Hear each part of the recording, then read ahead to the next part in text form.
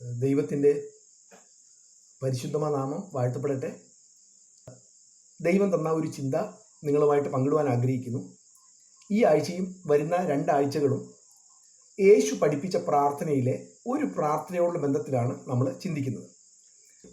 മത്തായി സുവിശേഷം 6-ാം അധ്യായം 9-10 വാക്യങ്ങൾ. നിങ്ങൾ ഇവണ്ണം പ്രാർത്ഥിപ്പീൻ: സ്വർഗസ്ഥനായ ഞങ്ങളുടെ പിതാവേ, നിന്റെ നാമം വിശുദ്ധീകരിക്കപ്പെടണമേ, നിന്റെ രാജ്യം വരേണമേ, നിന്റെ ഇഷ്ടം സ്വർഗത്തിലെ പോലെ ഭൂമിയിലുമാകണമേ.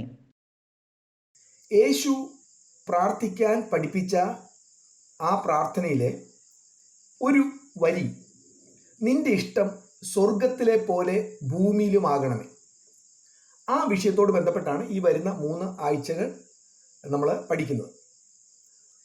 ഇവിടെ നമ്മൾ വായിച്ച ആ പ്രാർത്ഥനയിലെ ഭാഗം ഇതാണ്: നിന്റെ ഇഷ്ടം സ്വർഗത്തിലെ പോലെ ഭൂമിയിലും ആകണമേ. ഇതൊരു പ്രാർത്ഥനയാണ്, നാം പ്രാർത്ഥിക്കേണ്ട പ്രാർത്ഥനയാണ്.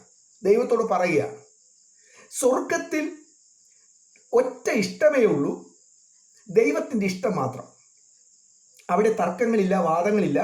ആകെ തർക്കം ഉള്ളത് നമ്മൾ കാണുന്നത് സാത്താൻ ദൈവത്തിൻ്റെ സന്നിധിയിലേക്ക് ചെന്നപ്പോൾ ഇയ്യോബിൻ്റെ കാര്യത്തിലൊക്കെ ഉണ്ടായിരുന്ന തർക്കമല്ലാതെ സ്വർഗീയ വാസികളും ദൈവവുമായിട്ടൊരു തർക്കമില്ല.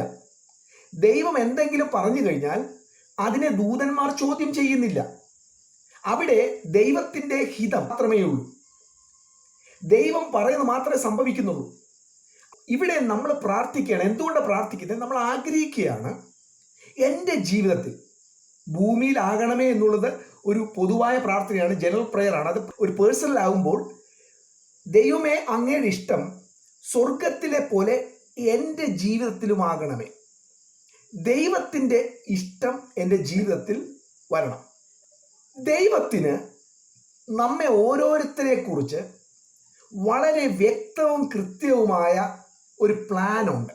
ഇത് സാധാരണ നമ്മൾ ഉപവാസ പ്രാർത്ഥനയ്ക്ക് പ്രവാചകനിൽ നിന്ന് കേൾക്കുന്നതും നമ്മളൊക്കെ പൊതുവെ പറയുന്നൊരു കാര്യമാണ്. ദൈവത്തിന് വളരെ ഡെഫിനിറ്റ് ആയിട്ടുള്ള പ്ലാൻ ഉണ്ട്. ഞാൻ പറയുന്ന എല്ലാ വാക്കുകളും സത്യമാകണമെന്നില്ല. ഞാൻ എന്ന് പറഞ്ഞാൽ നമ്മൾ ക്ലെയിം ചെയ്യുന്ന എല്ലാ വാക്കുകളും, നമ്മളെക്കുറിച്ച് പറയുന്നത് എല്ലാം സത്യമാകണമെന്നില്ല.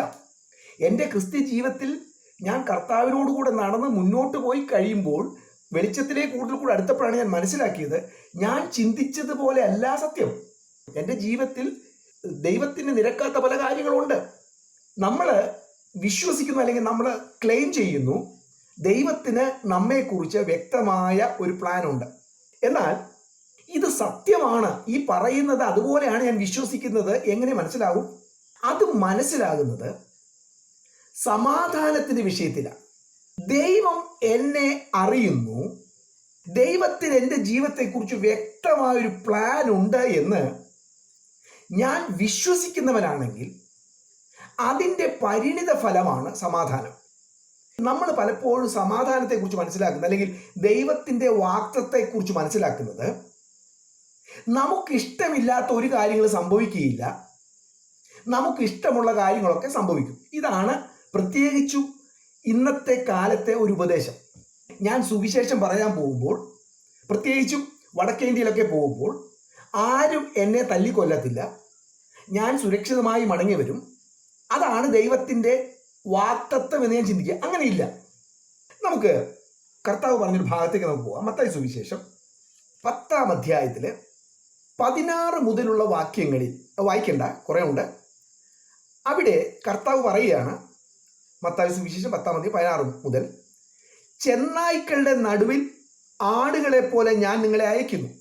അങ്ങനെ പറഞ്ഞിട്ട് അങ്ങനെ അയക്കപ്പെടുന്നവൻ്റെ ജീവിതത്തിൽ സംഭവിക്കുന്ന പല കാര്യങ്ങളും അവിടെ കർത്താവ് പറയുന്നുണ്ട്. അവർ നിങ്ങളെ ചമ്മട്ടി കൊണ്ടടിക്കും, നാടുവാഴികളുടെയും രാജാക്കന്മാരുടെയും മുമ്പിൽ കൊണ്ടുപോകും. അങ്ങനെയൊക്കെ പറഞ്ഞിട്ട് കർത്താവ് തരുന്ന വാഗ്ദത്തം എന്താണ്? നമ്മൾ ചിന്തിക്കുന്നത് അവരുടെ ഒക്കെ ദൈവം വായ അടപ്പിക്കും, ഒരാൾ പോലും എന്നെ തൊടത്തില്ല എന്നൊക്കെയാണ് നമ്മൾ ചിന്തിക്കുന്നത്. അങ്ങനെയല്ല കർത്താവ് വാഗ്ദത്തം ചെയ്ത്. കർത്താവ് വാഗ്ദത്തം ചെയ്ത് എനിക്ക് അടികൊള്ളത്തില്ലെന്നോ, ഞാൻ കൊല്ലപ്പെടത്തില്ലെന്നോ, എനിക്ക് പ്രശ്നങ്ങളില്ല ഉണ്ടാകത്തില്ല എന്നോ അല്ല കർത്താവ് വാഗ്ദത്തം ചെയ്ത്. കർത്താവ് എന്താ വാഗ്ദത്തം ചെയ്ത്? കർത്താവ് പറയുന്നു, അതൊന്ന് വായിക്കാം, 30-ാമത്തെ വാക്യം: എന്നാൽ നിങ്ങളുടെ തലയിലെ രോമവും എല്ലാം എണ്ണപ്പെട്ടിരിക്കുന്നു. ആകയാൽ ഭയപ്പെടേണ്ട. ഇതിന്റെ അർത്ഥം എന്താ? ഞാൻ അറിയുന്നു, അതുകൊണ്ട് ഭയപ്പെടേണ്ട. ദൈവം അറിയുന്നു. എൻ്റെ ജീവിതത്തിനെ കുറിച്ച് ദൈവത്തിന് വ്യക്തമായ പദ്ധതികളുണ്ട്. ഞാൻ കടന്നു പോകുന്ന വഴികളൊക്കെ ദൈവം അറിയുന്നു എന്നുള്ള അറിവ് എനിക്ക് സമാധാനം ഉണ്ടാക്കുന്നെങ്കിൽ ഞാൻ ആ കാര്യം വിശ്വസിക്കുന്നു. എന്ത് കാര്യം വിശ്വസിക്കുന്നു? ദൈവം എൻ്റെ ജീവിതത്തെക്കുറിച്ച് വ്യക്തമായി പ്ലാൻ ചെയ്തിട്ടുണ്ട്. അതുപോലെയാണ് കാര്യങ്ങൾ സംഭവിക്കുകയുള്ളൂ. നമ്മളൊക്കെ അഭിമുഖീകരിക്കുന്ന ഏറ്റവും വലിയ പ്രശ്നം എന്താണെന്നറിയാമോ? വിചാരം, വറീസ്. മക്കളെക്കുറിച്ചുള്ള വിചാരങ്ങൾ, കൊച്ചിൻ്റെ അഡ്മിഷൻ്റെ വിചാരം, വെല്ലൂർ കിട്ടുമോ, ഓൾ ഇന്ത്യ മെഡിക്കൽ കോളേജിൽ കിട്ടുമോ, IAS കിട്ടുമോ, ടെൻഷൻ. അത് കഴിഞ്ഞ് പിന്നെ കൊച്ചിൻ്റെ കല്യാണത്തെക്കുറിച്ച് പറയും. ഇങ്ങനെ വിചാരങ്ങൾ കൊണ്ട് ഉള്ള ഒരു ജീവിതമായി നമ്മുടെ ജീവിതം മാറിയിരിക്കുകയാണ്. പലപ്പോഴും നമ്മൾ പ്രാർത്ഥന ഉപയോഗിക്കുന്നത് വിചാരങ്ങൾക്ക് പരിഹാരമായി ഞാൻ ആഗ്രഹിക്കുന്ന കാര്യങ്ങൾ നിറവേറ്റി തരണമേ എന്നുള്ള കാര്യത്തിന് വേണ്ടിയാണ് പ്രാർത്ഥനകൾ ഉപയോഗിക്കുന്നത്. ഇവിടെ കർത്താവിന് എന്താ പറയാനുള്ളത്? കർത്താവിന് പറയാനുള്ളത്, ഞാൻ അറിയുന്നു, നിന്നെ അടിക്കുമ്പോൾ ഞാൻ അറിയുന്നു, നിന്റെ തലയിലെ രോമം വീഴത്തില്ല എന്ന് കർത്താവ് വാഗ്ദത്തം ചെയ്തിട്ടില്ല. പക്ഷേ ഇന്നത്തെ കള്ള ഉപദേഷ്ടാക്കന്മാർ, കള്ള പ്രവാചകന്മാർ പഠിപ്പിക്കുന്നത് നിന്റെ തലയിലെ രോമം താഴ്ത്തു വീഴത്തില്ല എന്നാണ്. കർത്താവ് അത് പറഞ്ഞിട്ടില്ല. കർത്താവ് പറഞ്ഞത് നിന്റെ തലയിലെ രോമം താഴ്ത്തു വീഴണമെങ്കിൽ അത് ഞാൻ അറിയുന്നു. അത് മതി. വെളിപ്പാട് പുസ്തകത്തിൽ സഭകളോട് ദൈവം പറയുമ്പോൾ അവരെ വളരെ കഠിനമായ പ്രശ്നങ്ങളിലൂടെ, വേദനകളിലൂടെ കടന്നു പോവുകയാണ്. അപ്പോൾ കർത്താവ് പറയുന്നത് എന്താണ്? ഞാൻ അറിയുന്നു. നിങ്ങൾ കടന്നു പോകുന്ന പ്രശ്നങ്ങൾ ദൈവം അറിയുന്നു. ദൈവത്തിൻ്റെ കയ്യിൽ വ്യക്തമായ പ്ലാനുണ്ട്. നിങ്ങളുടെ വീടിന് ചുറ്റും നിങ്ങളെ കൊല്ലാൻ സുവിശേഷ വിരോധികൾ നിൽക്കുമ്പോഴും അവരെത്ര ശ്രമിച്ചാലും നിങ്ങൾ കൊല്ലപ്പെടുകയില്ല. എന്നാണ് കൊല്ലപ്പെടുന്നത്? കർത്താവിൻ്റെ പ്ലാൻ അനുസരിച്ചുള്ള ഒരു ഡേറ്റിൽ. ആ ഡേറ്റിലേ ചാവൂ. പക്ഷേ ദൈവത്തെക്കുറിച്ച് ഞാനത് മനസ്സിലാക്കുമ്പോൾ ദൈവത്തിന് ഡീറ്റെയിൽഡ് ആയിട്ടുള്ളൊരു പ്ലാൻ എൻ്റെ ജീവിതത്തെക്കുറിച്ച് ഉണ്ട് എന്ന് ഞാൻ വിശ്വസിക്കണം. ദൈവത്തിന് ഡീറ്റെയിൽഡ് ആയിട്ടൊരു പ്ലാനുണ്ട്. അത് ജനറൽ ആയിട്ടുള്ളൊരു പ്ലാൻ അല്ല.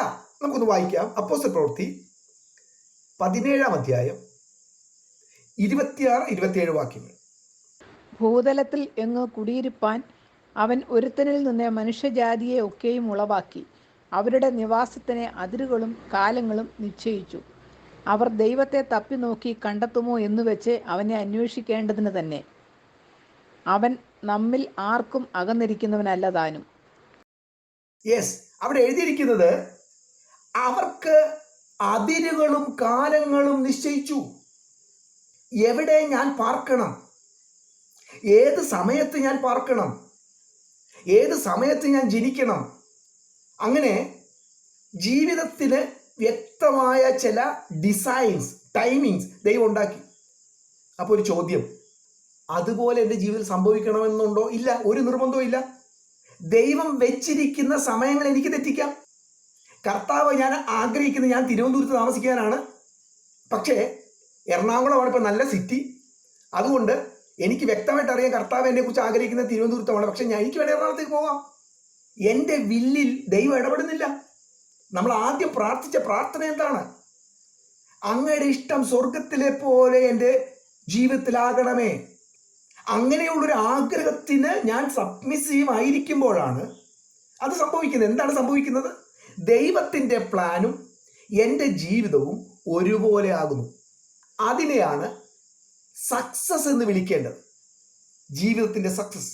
നമുക്കറിയാം, ഇന്ന് സക്സസ് എന്ന് വിളിക്കുന്നത് റാങ്ക് കിട്ടുമ്പോഴും വളരെയധികം ശമ്പളമുള്ള ജോലി കിട്ടുമ്പോഴും ഒക്കെയാണ് സക്സസ് എന്ന് വിളിക്കുന്നത്. അതല്ല സക്സസ്. സക്സസ് എന്ന് പറയുന്നത് അതുണ്ടാക്കിയ മാനുഫാക്ചറർ എന്തിനു വേണ്ടി ഉണ്ടാക്കിയോ അത് ഫുൾഫിൽ ചെയ്യുമ്പോഴാണ് സക്സസ് ആകുന്നത്. എന്നെ ഒരു പട്ടി കടിക്കാൻ വന്നു. അപ്പോൾ എൻ്റെ കയ്യിലുള്ള നോക്കിയ ഫോണാണ്. അപ്പോൾ ഈ പട്ടി കടിക്കാൻ വന്നപ്പോൾ പട്ടിയെ എറിയാൻ എൻ്റെ കയ്യിലൊന്നുമില്ല. അപ്പോൾ ഞാൻ ഈ നോക്കിയ ഫോൺ വെച്ച് പട്ടിക്കിട്ട് എറിഞ്ഞു. അതുകൊണ്ട് പട്ടി കൃത്യമായിട്ട് പട്ടിക്കിട്ട് കൊണ്ടു. പട്ടി ഓടി, ഞാൻ രക്ഷപ്പെട്ടു. അപ്പം ഞാൻ പറയുമോ ആ നോക്കിയ ഫോൺ നല്ലതാണ്, പട്ടിയെ എറിയാൻ കൊള്ളാം? അപ്പോൾ കമ്പനിക്കാർ പറയുമോ അതെ വളരെ സക്സസ് ആണ് ഞങ്ങളുടെ ഫോൺ എന്ന് പറയും? ഇല്ല. നോക്കിയ ഫോൺ ഉണ്ടാക്കിയത് പട്ടി എറിയാനല്ല. ഫോൺ ഉണ്ടാക്കിയത്, നോക്കിയ ഫോൺ ഉണ്ടാക്കിയത് അതിൻ്റെ ഉദ്ദേശം നിറവേറ്റുമ്പോൾ മാത്രമാണ് സക്സസ് ആകുന്നത്. ദൈവം എന്നെ സൃഷ്ടിച്ചപ്പോൾ, ദൈവം എന്നെ ഡിസൈൻ ചെയ്തപ്പോൾ ഒരു മാസ്റ്റർ പ്ലാൻ ഉണ്ടാക്കി. കാലങ്ങളും അതിരുകളും നിശ്ചയിച്ചു, ചെയ്യേണ്ട ശുശ്രൂഷകൾ നിശ്ചയിച്ചു, പോകേണ്ട സ്ഥലങ്ങൾ നിശ്ചയിച്ചു. അതിനനുസരിച്ച് എൻ്റെ ജീവിതമായിത്തീരുമ്പോഴാണ് അതിനെ സക്സസ് എന്ന് വിളിക്കേണ്ടത്. അതാണ് വിജയകരമായ ഒരു ജീവിതം. അപ്പൊ ദൈവത്തിന് നമ്മെക്കുറിച്ച് വ്യക്തമായൊരു പ്ലാൻ ഉണ്ടെന്ന് ഞാൻ വിശ്വസിക്കുമ്പോൾ അവിടെയാണ് ഞാൻ സമാധാനം ആസ്വദിക്കുന്നത്. നമ്മുടെ മക്കളെക്കുറിച്ച്, മക്കളുടെ വിവാഹത്തെക്കുറിച്ച്, നമ്മൾ എങ്ങനെ ജീവിക്കണം, പ്രതിസന്ധിയുടെ മുമ്പിൽ എങ്ങനെ പോകും, ഒക്കെ ദൈവത്തിന് വ്യക്തമായ പ്ലാനുണ്ട്. അങ്ങനെ ദൈവം അറിയുന്നു എന്നുള്ളൊരു ബോധ്യം എനിക്കുണ്ടാകുമ്പോൾ ഞാൻ സമാധാനം അനുഭവിക്കുന്നു. ദൈവത്തിന് പാസ്റ്റ് ടെൻസ് ഇല്ല, ദൈവത്തിന് പ്രസന്റ് ടെൻസേ ഉള്ളൂ.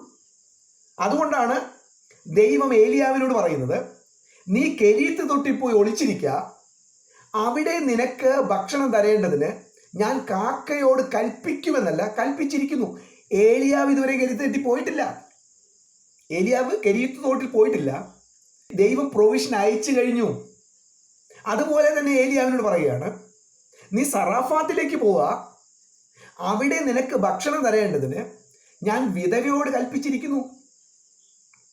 അപ്പൊ ദൈവം എനിക്ക് വേണ്ടിയുള്ളതൊക്കെ ദൈവം ഒരുക്കി. ദൈവത്തിൻ്റെ ഡിസൈനിൽ അതൊക്കെ ഉണ്ട്. പിന്നെ എന്തിനെ കുറിച്ചാണ് ഞാൻ വിചാരപ്പെടുന്നത്? എവിടെയാ പ്രശ്നം? ഞാൻ പ്രാർത്ഥിക്കണം. എന്ത് പ്രാർത്ഥിക്കണം? എൻ്റെ ജീവിതം അങ്ങയുടെ ഇഷ്ടം പോലെ ആയിത്തീരട്ടെ.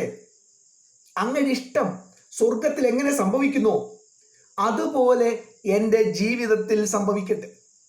പക്ഷെ ഇവിടെ ഒരു പ്രശ്നമുണ്ട്. എന്താ പ്രശ്നം? നമുക്കൊക്കെ നമ്മുടേതായ പ്ലാൻസ് ഉണ്ട്. നമ്മുടെ ജീവിതത്തെക്കുറിച്ച്, മക്കളെക്കുറിച്ച്, താമസത്തെക്കുറിച്ച്, എല്ലാവിധമായ കാര്യങ്ങളെക്കുറിച്ചും നമുക്ക് പ്ലാനുണ്ട്. നാം എന്തുകൊണ്ടാണ് പ്ലാൻ ചെയ്യുന്നത്? നമ്മുടെ ജീവിതത്തെ ഡിസൈൻ ചെയ്യാനും നമ്മുടെ ജീവിതത്തെ മുന്നോട്ട് കൊണ്ടുപോകാനും കഴിയുമെന്ന് ഞാൻ എന്തുകൊണ്ടാണ് ചിന്തിക്കുന്നത്? ബിക്കോസ് ഓഫ് പ്രൈഡ്, അഹങ്കാരം. നമുക്ക് 131 സങ്കീർത്തനത്തിലേക്ക് വരാം. യഹോവേ, എൻ്റെ ഹൃദയം ഗർവിച്ചിരിക്കുന്നില്ല, ഞാൻ നിഗളിച്ചു നടക്കുന്നില്ല. എൻ്റെ ബുദ്ധിക്കെത്താത്ത വൻകാര്യങ്ങളിലും അത്ഭുത വിഷയങ്ങളിലും ഞാൻ ഇടപെടുന്നതുമില്ല. ഞാൻ എൻ്റെ പ്രാണനെ താലോലിച്ച് മിണ്ടാതാക്കിയിരിക്കുന്നു. തൻ്റെ അമ്മയുടെ അടുക്കൽ മുലകുടി മാറിയ പൈതൽ എന്ന പോലെ എൻ്റെ പ്രാണൻ എൻ്റെ അടുക്കൽ മുലകുടി മാറിയതുപോലെയാകുന്നു. ഇസ്രായേലെ, ഇന്നു മുതൽ എന്നേക്കും യഹോവയിൽ പ്രത്യാശ വെച്ചുകൊള്ളുക. ഓക്കെ, നമുക്ക് ഈ വാക്യം ഒന്ന് മനസ്സിലാക്കാൻ വേണ്ടി തിരിച്ചു തുടങ്ങാം. 3-ാം വാക്യത്തിൽ തുടങ്ങാം. ഇസ്രായേലോട് പറയാണ്, ഇസ്രായേലെ, നീ യഹോവയിൽ പ്രത്യാശ വെക്കേ. അപ്പൊ യഹോവയിൽ പ്രത്യാശ വെക്കാൻ ഉപദേശിക്കുന്നതിന്റെ കാരണം എന്താണ്? അവരുടെ പ്രത്യാശ വേറെ എന്തിലൊക്കെയാണ്? കുതിരയിലാണ്, രഥത്തിലാണ്, പണത്തിലാണ്, കഴിവിലാണ്. അതുകൊണ്ട് ദാവീദ് ദൈവാത്മാവിൽ പറയുകയാണ്, ഇസ്രായേലെ, ഇന്ന് മുതൽ എന്നേക്കും യഹോവയിൽ നീ പ്രത്യാശ വെക്ക്. അത് പറഞ്ഞിട്ട് 1-ാമത്തെ വാക്യം എന്താ പറയുന്നേ? എൻ്റെ ഹൃദയം നിഗളിച്ചിരിക്കുന്നില്ല, ഗർവിച്ചിരിക്കുന്നില്ല. അടയാളം എന്താണ്? എൻ്റെ ബുദ്ധിക്കെത്താത്ത വൻകാര്യങ്ങളിൽ ഞാൻ ഇടപെടുന്നില്ല. എന്താ ബുദ്ധിക്കെത്താത്ത വൻകാര്യം? ബുദ്ധിക്കെത്താത്ത വൻകാര്യം എന്താണെന്ന് യാക്കോബ് പറഞ്ഞു തരുന്നുണ്ട്. നാളെ എന്തൊക്കെ സംഭവിക്കുന്നു എന്ന് നാം അറിയുന്നില്ലല്ലോ. നാളെ എന്ത് സംഭവിക്കുമെന്ന് അറിയുന്നില്ല. പക്ഷെ നമുക്കറിയാം. എന്തുകൊണ്ടറിയാം? പ്രൈഡ്, അഹങ്കാരം. നാം ചിന്തിക്കുന്നത് നമ്മുടെ ജീവിതത്തെ നമുക്ക് കൺട്രോൾ ചെയ്യാനും നമ്മുടെ ജീവിതത്തെ നമുക്ക് മുൻപോട്ട് കൊണ്ടുപോകാനും കഴിയും എന്നുള്ള ആ ചിന്തയാണ് അഹങ്കാരം. എൻ്റെ ബുദ്ധിക്കെത്താത്ത വൻകാര്യങ്ങളിൽ ഞാൻ ഇടപെടുന്നു, എനിക്ക് ഉറപ്പാണ്. അതുകൊണ്ടാണ് ദൈവാശ്രയം കുറയുന്നത്. ഞാൻ എന്നിൽ ആശ്രയിക്കുന്നു, എൻ്റെ കഴിവിൽ ആശ്രയിക്കുന്നു, എൻ്റെ പണത്തിൽ ആശ്രയിക്കുന്നു, എൻ്റെ ഇൻഷുറൻസിൽ ആശ്രയിക്കുന്നു, എൻ്റെ ജോലിയിൽ ആശ്രയിക്കുന്നു. പിന്നെ ദൈവാശ്രയം എന്ന് പറയുന്നത് പാട്ട് പാടാൻ വേണ്ടി മാത്രം. പാട്ട് പാടുമ്പോൾ നമ്മൾ പറയും, കർത്താവേ എൻ്റെ ആശ്രയം മുഴുവൻ അങ്ങിലാണ്. അല്ലെങ്കിൽ പ്രാർത്ഥിക്കുമ്പോൾ ഒരു വാക്കായിട്ട് നമ്മൾ പറയും ദൈവം എൻ്റെ ആശ്രയം മുഴുവൻ നിന്നിലാണ്. എന്നിട്ട് സങ്കീർത്തനക്കാരൻ പറയുകയാണ്, ഞാൻ എൻ്റെ പ്രാണനെ താലോലിച്ച് മിണ്ടാതാക്കിയിരിക്കുന്നു. പ്രാണൻ എന്താ പറയുന്നേ? പ്രാണൻ പറയും നിനക്ക് സാധിക്കും. എന്നോട് ഞാൻ പറയുകയാണ് നിനക്ക് പറ്റും, നിനക്ക് നിന്റെ ജീവിതത്തെ കൊണ്ടുപോകാൻ പറ്റും. ദൈവത്തിന്റെ ആവശ്യമില്ല. അത് പ്രൈഡാണ്. അതാണ് യാക്കോബ് നമുക്ക് പറഞ്ഞു തരുന്നത്. യാക്കോബിന്റെ ലേഖനം 4-ാം അധ്യായം എടുക്കാം. യാക്കോബ് 4:13-16 വരെ. ഇന്നോ നാളെയോ ഞങ്ങൾ ഇന്ന പട്ടണത്തിൽ പോയി അവിടെ ഒരാണ്ട് കഴിച്ച് വ്യാപാരം ചെയ്തു ലാഭമുണ്ടാക്കും എന്ന് പറയുന്നവരെ കേൾപ്പീൻ. നാളത്തേത് നിങ്ങൾ അറിയുന്നില്ലല്ലോ. നിങ്ങളുടെ ജീവൻ എങ്ങനെയുള്ളത്? അല്പനേരത്തേക്ക് കാണുന്നതും പിന്നെ മറഞ്ഞു പോകുന്നതുമായ ആവിയല്ലോ. കർത്താവിന് ഇഷ്ടമുണ്ടെങ്കിൽ ഞങ്ങൾ ജീവിച്ചിരുന്ന് ഇന്നത് ചെയ്യും എന്നല്ലയോ പറയേണ്ടത്. നിങ്ങളോ വമ്പു പറഞ്ഞ് പ്രശംസിക്കുന്നു. ഈ വക പ്രശംസയെല്ലാം ദോഷമാകുന്നു. ചില ആളുകൾ ചിന്തിക്കുന്നത് ഈ വാക്യം ഫ്യൂച്ചർ പ്ലാനിങ് ചെയ്യരുത് എന്നുള്ള അർത്ഥത്തിലാണെന്ന്. അങ്ങനെയല്ല യാക്കോബ് പറയുന്നത്.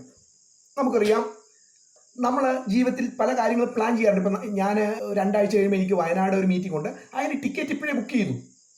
ഇപ്പം നാളെ നമ്മൾ ദോശ ഉണ്ടാക്കണമെങ്കിൽ നാളെ രാവിലെ അല്ല മാവരയ്ക്കുന്നത്, അത് ഇന്നേ പ്ലാൻ ചെയ്യുന്നു. അപ്പം ഇവിടെ പറയുന്നത് എന്താ? ഇവിടെ പറയുന്നത് 16-ാമത്തെ വാക്യത്തിൽ പറയുന്നു, നിങ്ങളോ വമ്പു പറഞ്ഞ് പ്രശംസിക്കുന്നു. അതായത് അഹങ്കാരത്തിൽ നിന്ന് ഒരു പ്രസ്താവന ഉണ്ടാകുന്നു. എന്താണ്? നാളെ ഇന്ന കാര്യങ്ങൾ ഞാൻ ചെയ്യും. എങ്ങനെ ചെയ്യും? എനിക്കതിനുള്ള ശക്തിയുണ്ട്, എനിക്കതിനുള്ള റിസോഴ്സ് ഉണ്ട്, എനിക്കതിനുള്ള ബന്ധങ്ങളുണ്ട്. അവിടെ യാക്കോബ് ചോദിക്കുകയാണ്, പക്ഷേ നിങ്ങൾക്കറിയില്ലല്ലോ നാളെ എന്തൊക്കെ സംഭവിക്കും. നിങ്ങളുടെ ജീവൻ എന്ന് പറയുന്നത് അല്പനേരത്തേക്ക് കാണുന്നതും പിന്നെ മറഞ്ഞു പോകുന്നതുമായ ആവിയല്ലേ. അങ്ങനെയുള്ള മനുഷ്യന് എങ്ങനെ പറയാൻ കഴിയും? ഇനി അവൻ എന്തെങ്കിലും ക്ലെയിം ചെയ്യുന്നുണ്ടെങ്കിൽ അത് ആത്മാർത്ഥമായിട്ട് ഇങ്ങനെ ആയിരിക്കണം. 15-ാമത്തെ വാക്യം, കർത്താവിന് ഇഷ്ടമുണ്ടെങ്കിൽ. എൻ്റെ എല്ലാ പ്ലാനിങ്ങും ഇതിൽ അടിസ്ഥാനപ്പെട്ടതാണ്. വാക്കല്ല, നമ്മൾ സാധാരണ ഉപയോഗിക്കുന്ന വാക്കാണ് ദൈവഹിതമെങ്കിൽ. കൊച്ചിനുള്ള അഡ്മിഷൻ എല്ലാം റെഡിയാക്കി, അഡ്മിഷൻ കിട്ടാനുള്ള എല്ലാ കള്ളത്തരവും നമ്മൾ ചെയ്തു, എല്ലാ നുണയും നമ്മൾ പറഞ്ഞു, എല്ലാ പരിപാടികളും ഒപ്പിച്ചിട്ട് പറയാണ് ഇനി ദൈവഹിതമെങ്കിൽ. ആ അർത്ഥത്തിലല്ല ഇവിടെ യാക്കോബ് പറയുന്നത്. അക്ഷരാർത്ഥത്തിൽ ആത്മാർത്ഥമായി ഞാൻ പറയുകയാണ്, ഞാൻ ഇതൊക്കെ ചെയ്താലും ദൈവത്തിന് ഹിതമെങ്കിൽ. ഞാനൊരു ഉദാഹരണം പറയാം. ഞാനിപ്പോൾ ഇന്ന് നിങ്ങളോട് പറയാനുള്ളൊരു മെസ്സേജ് ഞാൻ പ്രിപ്പയർ ചെയ്തിട്ടുണ്ട്. പക്ഷേ 6:45 ദൈവം എന്നോട് പറഞ്ഞു അതൊക്കെ അടച്ചു വെക്ക്, എന്നിട്ട് ഞാൻ തന്ന സന്ദേശം നീ ഇപ്പോൾ തന്ന സന്ദേശം പറയും. ആ ഒരു ബോധ്യം എനിക്ക് ഉണ്ടെങ്കിൽ എനിക്ക് പ്ലാൻ ചെയ്യാം. അതായത് ദൈവം അങ്ങനെ പറയുമ്പോൾ അത് കർത്താവേ, ദൈവത്തിൻ്റെ ഹിതം അതാണെങ്കിൽ ഞാനത് പറയാം. അങ്ങനെ ജീവിതത്തിൻ്റെ എല്ലാ മേഖലകളും നമ്മളത് പരിശോധിച്ച് അമേരിക്കയിൽ പോകാനുള്ളതെല്ലാം ശരിയാക്കി, എല്ലാം റെഡിയായി. ആ സമയത്ത് തലേ ദിവസം കർത്താവ് പറഞ്ഞു പോണ്ട. യൂത്ത് വിത്ത് മിഷൻ എന്ന് പറയുന്ന ഒരു സുവിശേഷ സംഘടനയെ കുറിച്ച് നിങ്ങൾ കേട്ടിട്ടുണ്ടോ? വൈവാം.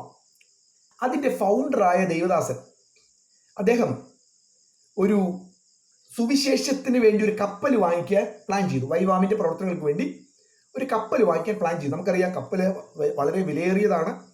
അദ്ദേഹം അതിനെക്കുറിച്ചുള്ള ആഗ്രഹം പറഞ്ഞപ്പോൾ പല ആളുകൾ അതിൽ സഹായിച്ചു. അത് പ്രത്യേകിച്ചും UK ഒരു ചാർട്ടേഡ് അക്കൗണ്ട് അദ്ദേഹം ഒരു വലിയ തുക ഓഫർ ചെയ്തു. അങ്ങനെ ഇവരെല്ലാവരും ഈ കപ്പൽ വാങ്ങിക്കുന്നതിൻ്റെ തിരക്കിലൊക്കെ ഇങ്ങനെ പോകും. അങ്ങനെ പോകുന്ന സമയത്ത് ഈ ദേവദാസൻ ഒരു ദർശനം കാണുന്നു. ആ ദർശനം ഇതാണ്: ഈ കപ്പല് യാത്ര തുടങ്ങുന്ന ഇനാഗുറേഷൻ സർവീസ് നടക്കുക.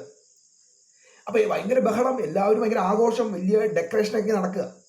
അപ്പോൾ അതിനിടയിൽ ഇദ്ദേഹം കണ്ട് ഒരു മനുഷ്യൻ മാത്രം ഇരുളിനെ മറപറ്റിങ്ങനെ ഒഴിഞ്ഞൊഴിഞ്ഞു പോകുന്നു. അപ്പോൾ അദ്ദേഹം സൂക്ഷിച്ചു നോക്കി. ഒരു ദർശനമാണ്. സൂക്ഷിച്ചു നോക്കിയപ്പോൾ അദ്ദേഹത്തിന് മനസ്സിലായി അത് യേശുവാണ്.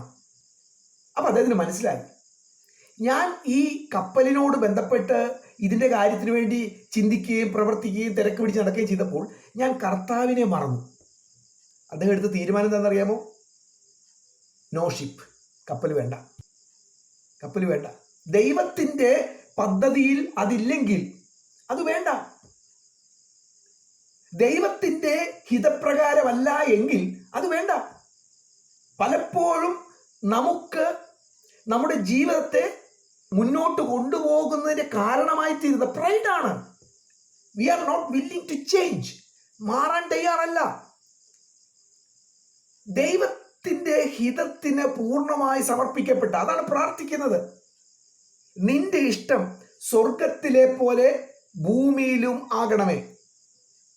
അങ്ങനെ ദൈവത്തിൻ്റെ ഇഷ്ടം നിറവേറാൻ ഞാൻ ഏൽപ്പിച്ചു കൊടുക്കുമ്പോൾ ഞാൻ അനുഭവിക്കുന്നതാണ് സമാധാനം. എന്തുകൊണ്ടാണ് നമ്മുടെ ജീവിതത്തിൽ പലപ്പോഴും പല വിഷയങ്ങളിലും നമ്മൾ ഇത്രമാത്രം സ്ട്രഗിൾ ചെയ്യുന്നത്, സമാധാനമില്ലാത്തവരായിത്തീരുന്നത്? കാരണം അത് നിർവഹിക്കേണ്ടത് ഞാനാണ്. എന്തുകൊണ്ട് ഞാൻ നിർവഹിക്കണം? എൻ്റെ പ്ലാൻ അനുസരിച്ചാണ് കാര്യങ്ങളെ ഞാൻ നടത്തുന്നത്. യേശു പഠിപ്പിക്കുകയാണ്, നിങ്ങൾ പ്രാർത്ഥിക്കുമ്പോൾ ഇങ്ങനെ പ്രാർത്ഥിക്കണം, നിന്റെ ഇഷ്ടം സ്വർഗത്തിൽ എങ്ങനെ നടക്കുന്നോ പിതാവേ, അതുപോലെ എൻ്റെ ജീവിതവുമായി തീരട്ടെ. ഒരു വെള്ളത്തിൻ്റെ മുകളിൽ ഒഴുകിപ്പോകുന്ന ഒരു തടിക്കഷ്ണം പോലെ ദൈവത്തിൻ്റെ ഹിതത്തിനനുസരിച്ച് ഒഴുകിപ്പോകുന്ന ഒന്നായി എൻ്റെ ജീവിതം തീരട്ടെ. ആ പ്രാർത്ഥന എവിടെ നിന്നാണ് വരുന്നത്? ആഗ്രഹത്തിൽ നിന്നാണ് വരുന്നത്. എങ്ങനെ ആഗ്രഹം ഉണ്ടാകുന്നത്? തിരിച്ചറിവുണ്ടാകുന്നത്. എന്താണ്? എനിക്ക് എൻ്റെ ജീവിതത്തെ എങ്ങനെ കൊണ്ടുപോകണമെന്നറിയില്ല. പിന്നെ ആർക്കറിയാം? ദൈവത്തിനറിയാം. പക്ഷെ നമ്മുടെ പ്രശ്നം എന്താ? നമുക്കറിയാം. നമ്മൾ ചിന്തിക്കുന്നത് എന്താ? നമുക്കെല്ലാ തിരിച്ചറിവുമുണ്ട്. നമുക്ക് നമ്മുടെ ജീവിതത്തെ കൊണ്ടുപോകാനുള്ള കഴിവും അറിവും ജ്ഞാനവും ഒക്കെ ഉണ്ടെന്ന് നമ്മൾ ചിന്തിക്കുന്നു. ഇപ്പോഴത്തെ തലമുറ പറയുന്നൊരു വാക്കുണ്ട്, എന്താണെന്നറിയാമോ? ഇത് ഞങ്ങളുടെ ജീവിതമല്ലേ, അതുകൊണ്ട് ഞാൻ തീരുമാനിച്ചോളാം. അങ്ങനെയുള്ളവരോട് ഞാൻ പറയാൻ ആഗ്രഹിക്കുന്ന ഒരു കാര്യം, ജീവിതം നിങ്ങൾക്കറിയില്ല. ബിടെക്കിന് ഫസ്റ്റ് റാങ്ക് കിട്ടി കാണും, മോഡേൺ ടെക്നോളജിയിലൊക്കെ നിങ്ങൾ വളരെ ടോപ്പായിരിക്കും, പക്ഷെ ജീവിതം ജീവിച്ചേ പഠിക്കൂ. നിങ്ങളുടെ മാതാപിതാക്കൾ അല്ലെങ്കിൽ അറിവുള്ളവർ, അവർ ജീവിച്ചവരാണ്. അവർക്ക് നിങ്ങളെക്കാൾ ആ കാര്യത്തിൽ അറിവുണ്ട്. താഴ്മയുടെ ലക്ഷണം എന്താണ്? കർത്താവേ, എനിക്ക് എൻ്റെ ജീവിതം എങ്ങനെ കൊണ്ടുപോകണമെന്ന് അറിയില്ല, അതുകൊണ്ട് ഞാൻ എൻ്റെ ജീവിതത്തെ അങ്ങയുടെ കരത്തിലേക്ക് സമർപ്പിക്കുന്നു. അങ്ങയുടെ ഇഷ്ടം സ്വർഗത്തിലെ പോലെ ഭൂമിയിലും ആകണമേ. റോമാലേഖനം 1-ാം അധ്യായത്തിലേക്ക് നമുക്ക് വരാം. 19-20 ഒന്ന് വായിക്കാം. റോമർ 1:19-20. ദൈവത്തെക്കുറിച്ച് അറിയാകുന്നത് അവർക്ക് വെളിവായിരിക്കുന്നു. ദൈവം അവർക്ക് വെളിവാക്കിയല്ലോ. അവൻ്റെ നിത്യശക്തിയും ദിവ്യത്വവുമായി അവൻ്റെ അദൃശ്യ ലക്ഷണങ്ങൾ ലോക സൃഷ്ടി മുതൽ അവൻ്റെ പ്രവൃത്തികളാൽ ബുദ്ധിക്ക് തെളിവായി വെളിപ്പെട്ടു വരുന്നു. അവർക്ക് പ്രതിവാദമില്ലാതിരിക്കേണ്ടതിന് തന്നെ. 2 വാക്കുകൾ അവിടെ നമ്മൾ കാണുന്നു. ഒന്ന് റെവലേഷൻ ആൻഡ് റീസണിങ്, ദൈവം വെളിപ്പെടുത്തി കൊടുത്തു. 2 അവരുടെ നിരൂപണങ്ങൾ. Revelation and reasoning. റെവലേഷൻ എന്ന് പറയുന്നത് ദൈവം വെളിപ്പെടുത്തി തരുന്നതാണ്. എന്താ വെളിപ്പെടുത്തി തരുന്നത്? നമുക്കറിയില്ലാത്ത കാര്യങ്ങൾ, ദൈവത്തിന് മാത്രം അറിയുന്ന കാര്യങ്ങൾ ദൈവം വെളിപ്പെടുത്തി തരുന്നു. ആർക്കാണ് ദൈവം വെളിപ്പെടുത്തി തരുന്നത്? താഴ്മയുള്ളവർക്ക് ദൈവം കൃപ നൽകുന്നു. ദൈവത്തിൽ ആശ്രയം വെക്കുന്ന, സ്വയത്തിൽ ആശ്രയം വെക്കാത്ത, ദൈവമേ എനിക്ക് അറിയണം, എനിക്ക് അറിയില്ല കർത്താവേ എന്നുള്ള മനോഭാവമുള്ളവന് ദൈവം വെളിപ്പെടുത്തി കൊടുക്കുന്നു. ദൈവം വെളിപ്പെടുത്തി കൊടുക്കുന്ന വെളിപ്പാടുകൾ അതിനെ റിജക്റ്റ് ചെയ്യാൻ, അല്ലെ അതിനെ എതിർക്കാൻ നമ്മിലുള്ള ഒരു ഫങ്ഷനാണ് റീസണിങ്, നിരൂപണം. ദൈവത്തിൻ്റെ വെളിപ്പാടുകൾക്ക് എതിരായി നമ്മുടെ നിരൂപണം. വെളിപ്പാട് ദൈവത്തിൽ നിന്നും, നിരൂപണം നമ്മിൽ നിന്നും. എങ്ങനെയാണ് നിരൂപണം ഉണ്ടാകുന്നത്? നിരൂപണം ഉണ്ടാകുന്നത്, അല്ലെങ്കിൽ അറിവുണ്ടാകുന്നത് എങ്ങനെയാണ്? നമ്മിൽ അറിവെങ്ങനെ ഉണ്ടാകുന്നത്? ഇപ്പം ദൈവം നമുക്ക് വെളിപ്പെടുത്തി തന്നു, അപ്പം നമ്മൾ പറയുന്നത് അതല്ല, ഇങ്ങനെയാണ് ശരി. ഒരിക്കൽ പത്രോസിനോട് കർത്താവ് ക്രൂശിക്കപ്പെടുന്ന കാര്യം പറഞ്ഞപ്പോൾ പത്രോസ് പറഞ്ഞു, നിനക്കത് സംഭവിക്കരുത്. അപ്പോൾ കർത്താവ് വെളിപ്പെടുത്തി കൊടുത്തു. പത്രോസ് റീസണിങ് കൊണ്ട് അതിനെ തടുക്കുകയാണ്. എവിടെ നിന്നാണ് പത്രോസിന് അറിവുണ്ടായത്? എവിടെ നിന്നാണ് ഈ അറിവ് നമുക്കുണ്ടാകുന്നത്? അറിവുണ്ടാകുന്ന ഇൻഫർമേഷൻ, വിവരങ്ങൾ നൽകുന്നതിലൂടെ, കേൾവിയിലൂടെ, കാഴ്ചയിലൂടെ, സ്പർശനത്തിലൂടെ ആ അറിവ് നമുക്കുണ്ടാകുന്നു. പ്രത്യേകിച്ചും ഇന്നത്തെ കാലത്ത് അറിവ് ഉണ്ടാകുന്നത് അഡ്വർടൈസ്മെന്റ്. നമുക്ക് പലപ്പോഴും ശരിയെന്ന് പറയുന്നത് ലോകത്തിൽ നിന്ന് കിട്ടിയ ഇൻഫർമേഷനാണ്. നിങ്ങളുടെ കുഞ്ഞിനെ പഠിക്കാൻ എവിടെ വിടണമെന്ന് നിങ്ങൾ എങ്ങനെ തീരുമാനിച്ചു? നിങ്ങളുടെ മകൾക്ക് അല്ലെങ്കിൽ മകന് ഒരു വിവാഹകാര്യം ആലോചിക്കുമ്പോൾ എന്തിൻ്റെ അടിസ്ഥാനത്തിലാണ് ആലോചിക്കുന്നത്? ഇൻഫർമേഷൻ. എൻ്റെ മക്കൾ ദൈവത്തിൻ്റെതാണ്, മക്കളുടെ മേൽ എനിക്ക് അവകാശമില്ല. അപ്പൊ റീസണിങ് എവിടെ നിന്നാണ്? ഇൻഫർമേഷൻ. ദൈവം എനിക്ക് വെളിപ്പെടുത്തി തരുന്നു. ദൈവത്തിന്റെ വചനം നമ്മൾ വായിക്കുമ്പോൾ നമ്മൾ ശരിയെന്ന് ചിന്തിച്ച പലതിനെയും മുറിക്കുന്ന വാക്കുകൾ, വചനങ്ങൾ നമ്മൾ കേൾക്കുമ്പോൾ നമ്മൾ ഉപയോഗിക്കുന്ന നമ്മുടെ റീസണിങ് ആണ്. ദൈവത്തിന്റെ വെളിപ്പാടിനെ നിഷ്ഫലമാക്കാൻ നമ്മൾ ഏറ്റവും കൂടുതൽ ഉപയോഗിക്കുന്ന വാക്യങ്ങളിൽ ഒന്നാണ് പാമ്പിനെ പോലെ ബുദ്ധിയുള്ളവരും പ്രാവിനെ പോലെ നിഷ്കളങ്കരോ. എന്ത് തോന്നിയാസവും കാണിക്കാൻ ഉപയോഗിക്കുന്ന ഒരു വാക്യമാണത്. ദൈവം ഒരു കാര്യം വെളിപ്പെടുത്തി തന്നു, അപ്പൊ ആ വെളിപ്പാടിനനുസരിച്ച് പോകാതെ എൻ്റെ ഇഷ്ടത്തിനനുസരിച്ച് പോകുമ്പോൾ ഞാൻ ഈ വാക്യം സാധാരണ ഉപയോഗിക്കാറുണ്ട്. ഇവിടെ എന്തു പറ്റി? ദൈവം അവർക്ക്, റോമാലേഖനം നമ്മൾ വായിച്ചത്, ദൈവം അവർക്ക് വെളിപ്പെടുത്തി കൊടുത്തു. പക്ഷെ അവരെന്ത് ചെയ്തു? അവരുടെ നിരൂപണങ്ങൾ കൊണ്ട് അതിനെ നിഷ്ഫലമാക്കി. കർത്താവ് എന്ത് ചെയ്തു? പിന്നെ അവരുടെ ഇഷ്ടത്തിന് പോകാൻ അവരെ അനുവദിച്ചു. അതിന്റെ അവസാനം എന്തെന്നറിയാമോ? നല്ല മലയാളമാക്കി പറഞ്ഞ ദുരന്തം. ഒരു വിശ്വാസി അവന്റെ ഇഷ്ടത്തിനനുസരിച്ച് പോകാൻ ദൈവം അനുവദിക്കുക എന്ന് പറഞ്ഞാൽ ദൈവം കൈവിട്ട് കളഞ്ഞു എന്നാണ്. ഭയങ്കര അപകടകരമായ ഒരു കാര്യമാണ്. ഞാനൊരിക്കലും ഒരു മീറ്റിംഗ് പങ്കെടുക്കുന്ന സഹോദരൻ നിലവിളിച്ചുകൊണ്ട് പ്രാർത്ഥിക്കാം, കർത്താവേ ഞങ്ങളുടെ ഇഷ്ടത്തിന് പോകാൻ ഞങ്ങളെ കൈവിട്ട് കളയല്ലേ. ദൈവം സർവജ്ഞാനിയാണ്. ദൈവത്തിന്റെ സകലതും അറിയാം. ദൈവം എന്തെങ്കിലും ചെയ്താൽ അത് പെർഫെക്റ്റ് ആണ്. നമ്മുടെ മക്കളുടെ കാര്യത്തിൽ ദൈവം പെർഫെക്റ്റ് ആണ്. കാര്യങ്ങൾ ദൈവത്തിന്റെ ഹിതത്തിന് സമർപ്പിക്കുക എന്ന് പറഞ്ഞാൽ അതാണ് അനുഗ്രഹം. പക്ഷേ അങ്ങനെ സംഭവിക്കും. ഞാൻ വിശ്വസിക്കണം. എന്ത് വിശ്വസിക്കണം? God has A definite plan. എൻ്റെ ജീവിതത്തെക്കുറിച്ച്, എൻ്റെ മക്കളെക്കുറിച്ച്, എൻ്റെ ആവശ്യങ്ങളെക്കുറിച്ച്.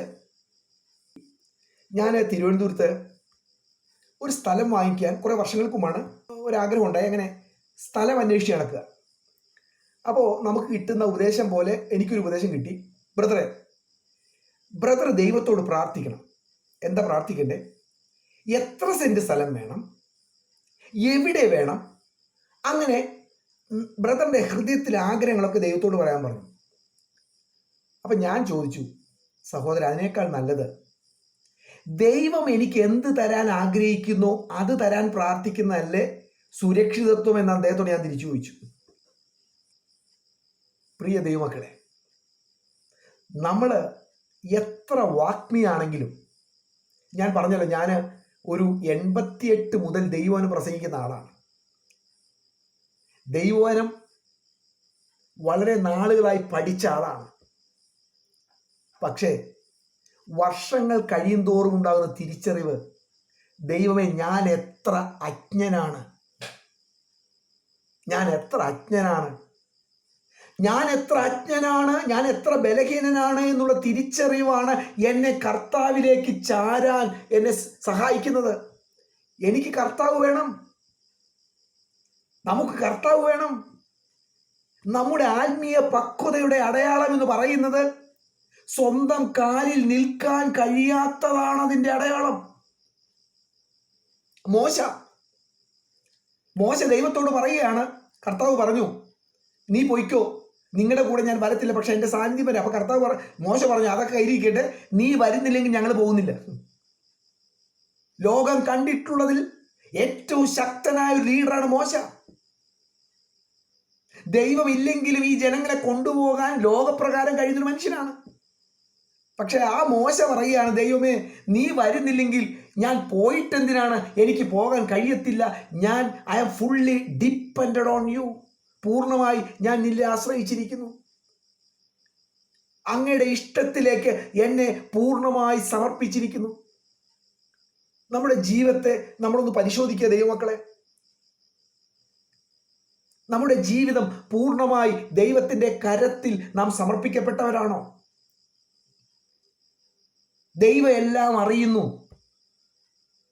ദൈവം അറിയുന്നതുകൊണ്ട് ഞാൻ പിന്നെ ഭയപ്പെടേണ്ട ആവശ്യമില്ല.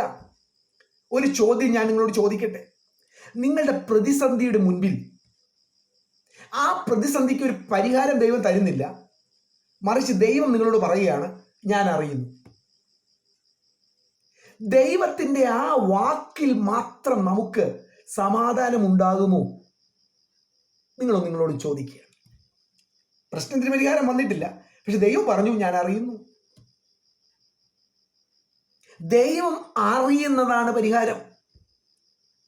ദൈവം അറിയുന്നെങ്കിൽ പിന്നെ ആരാണ് അറിയേണ്ടത്? ദൈവം അറിയാതെ എൻ്റെ തലയിൽ നിന്ന് രോമം നിലത്ത് വീഴുന്നില്ല.